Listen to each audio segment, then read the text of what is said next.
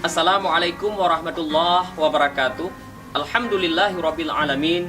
Wassalatu wassalamu ala sayyidina Muhammadin wa ala alihi wa sahbihi ajma'in. Puji dan syukur mari sama-sama kita panjatkan kehadirat Allah Subhanahu wa taala. Selawat dan salam mari sama-sama kita sanjung sajikan ke pangkuan Nabi besar Muhammad sallallahu alaihi wasallam.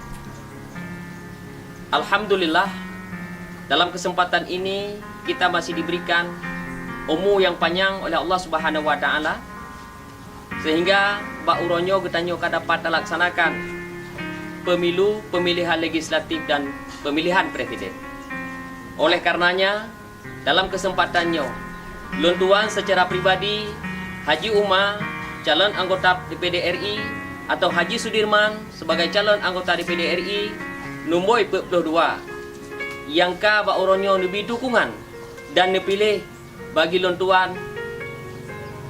Terima kasih yang sangat lambung nak ucapkan.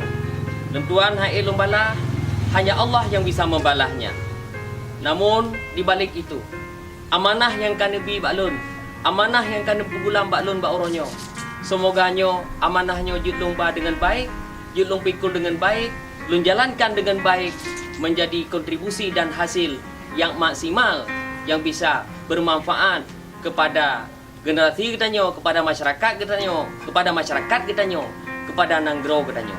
Mudah-mudahan Allah Ta'ala gebalah amal kebaikan mandum ketanyo, masyarakat Aceh, sehingga apa yang ketanyo rencanakan, apa yang ketanyo idamkan menjadi hasil yang maksimal. Mudah-mudahan Allah memberikan karunia kepada kita semua, Allah memberikan rahmat pada ketanyo memandum, sehingga ketanyo selamat dunia dan akhirat. Hadanallah wa yakum ajmain. Mohon maaf atas segala kekurangan.